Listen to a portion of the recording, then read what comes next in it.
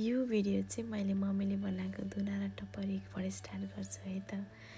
यो चाहिँ मम्मीले हामीलाई दुर्गाको थपना गर्न र जमराहरू जमाउनुको लागि चाहिँ धुना टपरी बनाइदिनु भएको थियो। अनि यो जौ चाहिँ मम्मीले केलाउँदै हुनुहुन्छ, जुन चाहिँ हाम्रो आफ्नै बारीमा फलेको थियो। त्यो चाहिँ खास जौको स्टोरी चाहिँ नानीको न्वारानको पूजा गरेको सामानहरू चाहिँ मम्मीलाई हाल्नुलाई मन लागेको बिनमा अनि बारीमा राख्नु भएको रहेछ कि, अनि कस्तो राम्रो भएर फलेको कि जौ है, पटिलो दानाहरू कस्तो। अनि मम्मीले त्यही भन्दै हुनुहुन्थ्यो। मैले चाहिँ बजारको र हाम्रो बारीको कम्पेयर गरेको, बजारको र सुकेला जस्तो लाग्यो जस्तो। एनिवे मम्मीले चाहिँ केलाएर ल्याएर सबै मिक्स गरेर भिजाइदिनु भयो। म चाहिँ नुहाइ गरेर आउँदा मम्मीले पूजाको सामानहरू सब रेडी गरेर राखिदिनु भएको थियो। अनि मैले चाहिँ जस्ट बत्ती बालेर पूजा गर्ने मात्रै काम भयो मेरो चाहिँ। तर पूजा गरेँ मैले।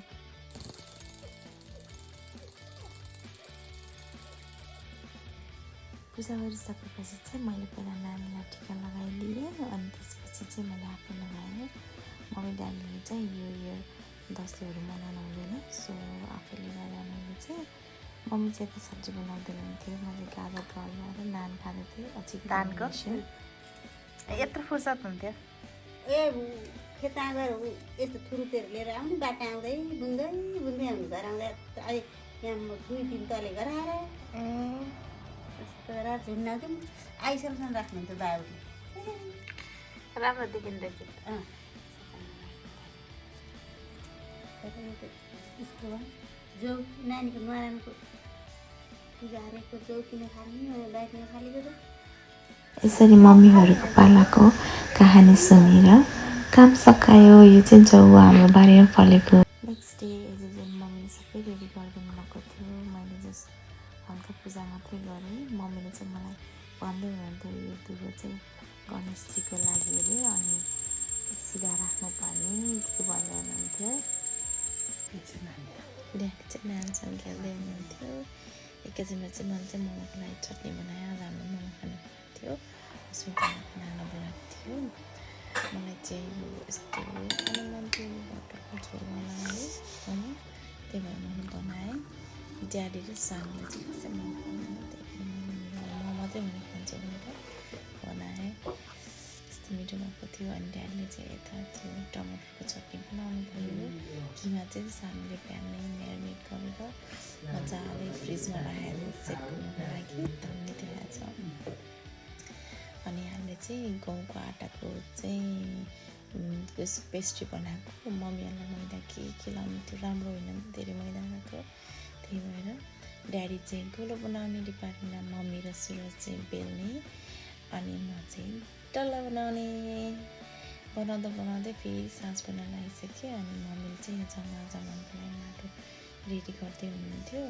अनि मलाई यो चाहिँ थाहा थिएन है, बल्ल थाहा भएको यसपालि चाहिँ कि जमाउँदा चाहिँ त्यो दिनको मुनलाई हेरेर अनि बल्ल जमाउने रे भनेर। अनि हामी चाहिँ फेरि मोमो बनाउँदै उसमै छाडेर बिचमै छाडेर फेरि यसो डाँडातिर पार्कतिर जान लाग्यो त्यो मुन हेर्नुको लागि। अनि नानीले पनि एकैछिन फ्रेस हावा खान्छन् भनेर जान त गयो। अनि धेरै बेर पनि बस्यो, तर एकदम गाह्रो हुँदोरहेछ त्यो मुन पत्ता लगाउनुलाई चाहिँ। एनिवे सनसेटको भ्यू चाहिँ यस्तो दामी थियो, त्यही इन्जोय गर्दै थियो हामीहरू चाहिँ। अनि हल्का खुइएको जस्तो देखियो जस्तो लाग्छ हामीलाई, त्यो हो कि होइन थाहै भएन। एनिवे हामीले त्यही हो भनेर सम्झ्यौँ, त्यही डिस्कस गर्दैछ, त्यही जुन भनेर सम्झेर अनि घर फर्किनु लाग्यो। ठ्याक्क अस्मिताहरू पनि आए। अनि बाबुलाई चाहिँ यहाँ चाँडो भइरहेछ, अनि मम्मीले चाहिँ सब भएका लगाइदिएर न्यानो गराइदिनु हुन्थ्यो। अनि त्यहाँ बाटोमा बिरालो थियो, त्यही देखाउँदै हुनुहुन्थ्यो। उहाँ जुन हेरेर आएपछि चाहिँ मैले जमारा राखेँ, मम्मीले सिकाए अनुसार राखेर अनि हल्का माटोले कभर गरेँ। अनि सबजना जम्मा भएर एकैछिन यतिकै गफ गऱ्यो मोमो पाकुन्थ्यो। अनि मोमो पाक्न साथ अनि तातो सबैलाई सर्भ गरेर मोमो खान बस्यौँ। यति धेरै मिठो भएको थियो अनि यति धेरै खायो नि त मोमो। तपाईँ घर सबजना बसेर हाम्रो रमाइलो भएको। अस्मिताहरू घर गइसकेपछि सरसफाइ गरेर अनि हामीलाई पनि थकाइ लागेको थियो, हामी पनि सुत्यौँ। नेक्स्ट डे चाहिँ बचेको हाफ जति मोमोलाई चाहिँ चिल्ली मोमो बनाएर खायौँ। यो पनि एकदम मिठो भएको थियो। जमराको अपडेट।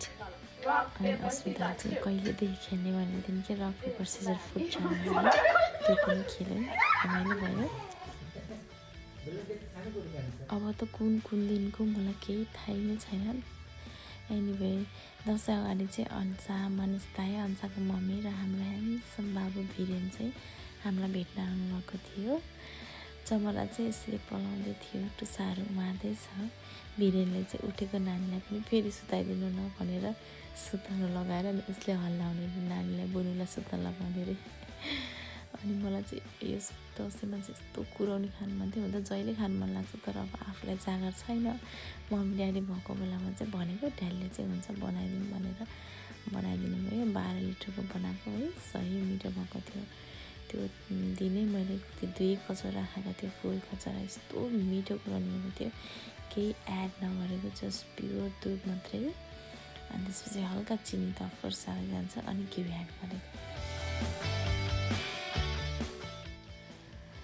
मम्मीले सब कलर्सहरू सबै रेडी गरेर राखिदिनु थियो। हामी हुँदाखेरि नानीले चाहिँ त्यो दियो राख्ने भाँडा पुरा उचाल्दै थिएन।